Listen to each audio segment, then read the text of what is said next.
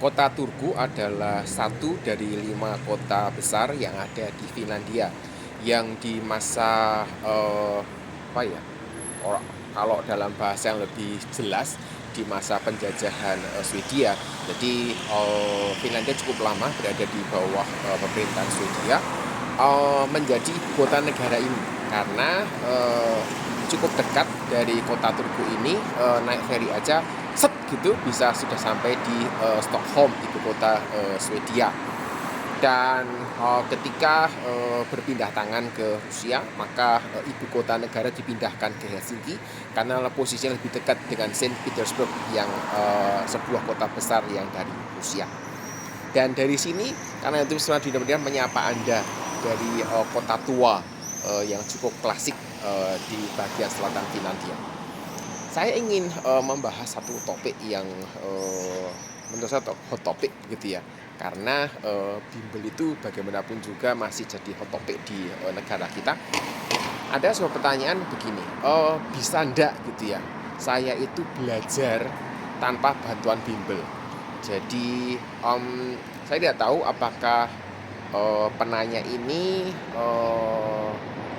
ya Panda pengen tahu gitu ya, pengen tahu bisa ndak sih sekarang ini belajar tanpa Google. Mungkin dia bertanya-tanya, dia perlu ikut bimbel apa ndak. Kemudian mungkin dia juga bertanya-tanya, "Kok sekarang kok banyak siswa ikut bimbel ya?" Nah, ini menjadi, satu fenomena yang dia ingin tanyakan.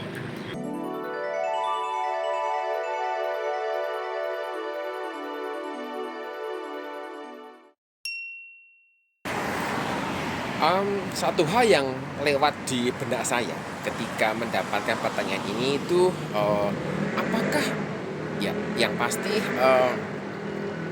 fenomena banyaknya bimbel di negara kita ini memang cukup, sesuatu begitu.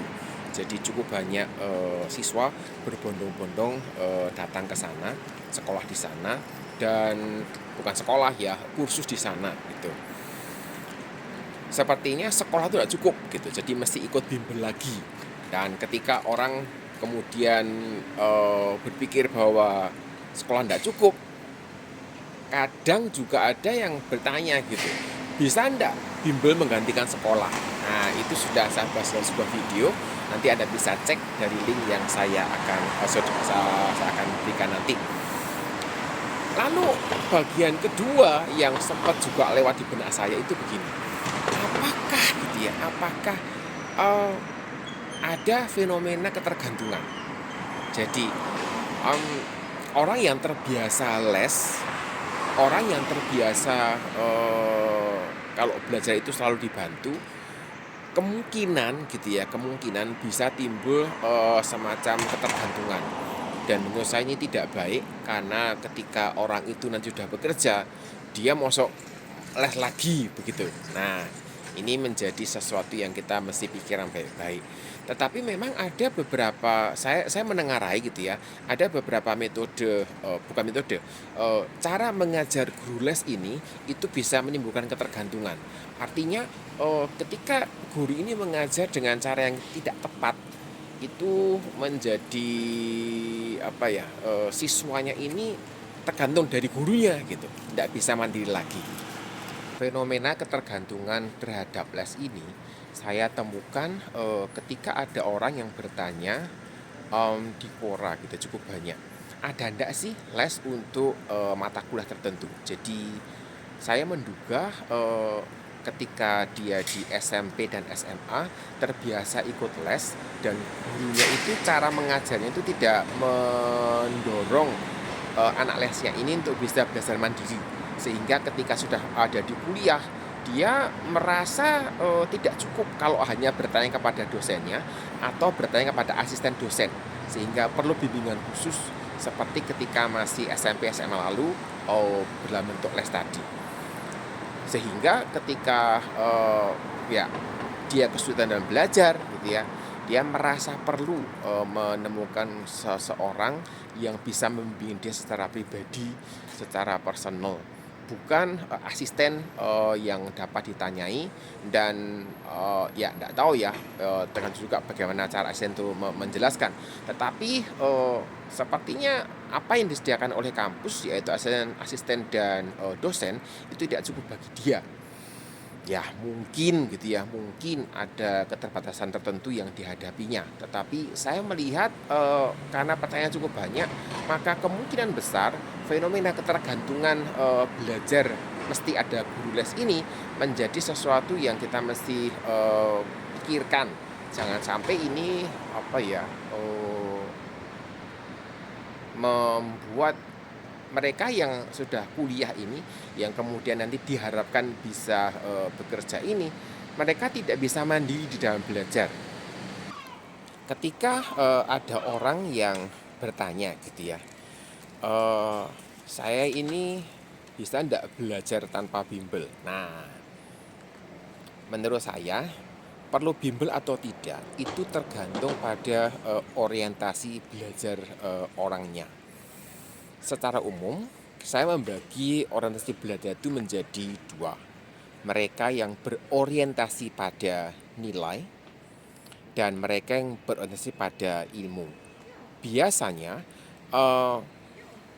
perbedaan orientasi belajar ini mempengaruhi cara berpikirnya. Orang yang berorientasi pada nilai cenderung tidak terlalu peduli dengan penguasaan konsepnya, tapi cenderung berpikir bagaimana dia bisa mendapatkan nilai yang tinggi. Sehingga ya jalan yang paling aman atau jalan yang paling ya ya aman deh gitu ya, adalah menghafalkan. Jadi semua dihafalkan. Karena ketika orang menghafalkan, dia tidak akan memahami konsepnya. Dia hanya sekedar menghafalkan, pokoknya dapat nilai bagus, selesai. Hasil lembar jawaban diserahkan ke pengawas misalnya, ya hilang sudah hafalannya. Kira-kira demikian. Mereka yang berorientasi pada ilmu, mereka cenderung untuk belajar secara konseptual, mempelajari teorinya, mempelajari dasar-dasar yang diperlukan, dan kemungkinan besar dari sisi hafalan mereka tidak terlalu kuat.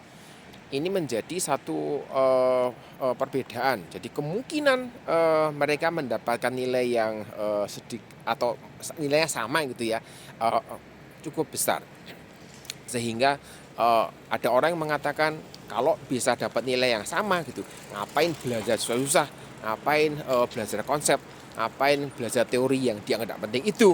Toh saya menghafalkan dapat kok nilainya sama dengan mereka yang belajar susah-susah, kira-kira demikian. Dan ini yang menentukan gitu ya, perbedaan orientasi belajar ini yang menentukan apakah seseorang itu perlu bimbel atau tidak. Secara umum saya berani mengatakan bahwa bimbel yang fokusnya mengajarkan cara cepat itu tidak akan mengajarkan konsep. Karena cara cepat ini fokusnya pada penyelesaian soal secara cepat dan tepat. Dan cara cepat ini menjadi promosi, ujung tombak promosi para pengelola bimbel untuk menggait calon-calon siswanya seperti itu. Bahkan ada pula bimbel yang melarang siswanya untuk menyebarkan cara cepat yang diajarkan di sana. Jadi ya itu kan orang mengatakan, oh itu kan hasil temuannya, jadi itu jadi trademark. Ya terserah deh, tapi kalau ada bimbel yang mengatakan bahwa enggak kok, kami tetap mengajarkan konsep kok, walaupun tetap ada cara cepatnya gitu.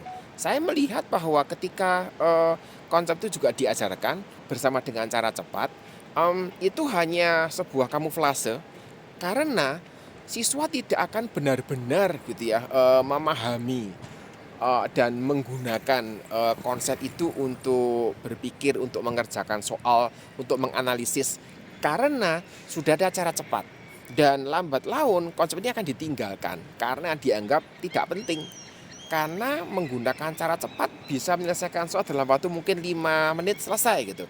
Sedangkan kalau menggunakan konsep mesti dipikir pelan-pelan, ini konsepnya kemana, pakai rumus apa, kemudian kalau menurunkan rumus seperti apa caranya, lebih lama proses berpikirnya. Sehingga godaan-godaan ini membuat siswa yang toh diajarkan konsep di bimbel, mereka tidak akan menggunakan lagi konsep itu gitu. Karena memang ya mereka merasa bahwa cara cepat lebih efisien, cara cepat ini lebih efektif di dalam menyelesaikan persoalan. Sekali lagi, model evaluasi yang digunakan sekolah juga rata-rata banyak sih yang mengharapkan bisa mendapatkan jawaban dengan cepat dan tepat. Mereka yang terbiasa menggunakan cara cepat, bisa saya sampaikan, biasanya menganggap bahwa konsep itu tidak penting. Cukup banyak saya berinteraksi dengan mahasiswa yang mengatakan begini, "Pak, tidak penting teori itu, yang penting prakteknya," kira-kira demikian. Tetapi sebenarnya ketika kita bicara tentang hal yang dipraktekkan, itu diturunkan secara sistematis dari teori yang ada. Dan ketika orang menguasai teori dengan baik, maka dia bisa memodifikasi secara praktis, kemudian mengadaptasi metode yang dipakai untuk menyelesaikan permasalahan yang lain, seperti itu. Ketika orang itu mengabaikan konsep, menganggap teori tidak penting, akibatnya itu ketajaman analisisnya akan menurun. Dan saya cukup banyak berjumpa dengan mahasiswa yang jagoan ngitung gitu ya. Kalau disuruh hitunglah begini, wah cepat sekali dapat hasilnya. Tetapi kalau ditanya gitu, sebenarnya arti hitungannya ini apa gitu, arti angkanya ini apa gitu, itu tidak bisa menjelaskan dengan baik. Kenapa pakai rumus ini? Jawabnya, ya kan hanya ini rumusnya. Itu yang dijawab. Saya tidak mengharapkan jawaban itu gitu, tapi saya mengharapkan sebuah analisis, sebuah jawaban yang sifatnya itu apa ya? Kalau dalam istilah pendidikannya itu berpikir tingkat tinggi, kira-kira demikian. Toh kan udah mahasiswa gitu. Dan oleh karena itu saya melihat bahwa mereka yang berorientasi pada nilai rata-rata gitu ya, rata-rata sangat suka menggunakan cara cepat. Karena sekali lagi cukup efektif, tidak perlu belajar konsep, tidak perlu melakukan waktu cukup lama untuk belajar. Yang penting bisa hafal cara cepatnya dan boom, nilainya dapat. Siswa yang berorientasi pada ilmu itu tidak perlu ikut bimbel karena bimbel ini tidak mengajarkan konsep. Ketika bimbel tidak mengajarkan konsep, maka mereka ikut bimbel itu percuma gitu, sia-sia. Paling hanya mendongkrak nilai kalau mereka ingin. Tetapi saya malah khawatir ketika ikut bimbel itu malah membuat konsep yang mereka kuasai ini malah bisa kacau gitu, karena tidak terlalu ditekankan untuk menguasai konsepnya. Apalagi tergoda dengan situasi bahwa cara cepat ini kok kelihatannya lebih efisien ya ketika menyelesaikan permasalahan. Dan orang yang terbiasa menggunakan cara cepat sangat besar godaannya untuk meninggalkan konsep dan teori yang dikuasainya. Ini menjadi satu kerugian tersendiri yang diperoleh ketika orang yang berorientasi pada ilmu ikut bimbel seperti itu. Itu pendapat saya. Mungkin Anda punya pendapat yang berbeda, silakan. Jadi apa kesimpulannya? Mungkin enggak gitu ya orang belajar tanpa bimbel.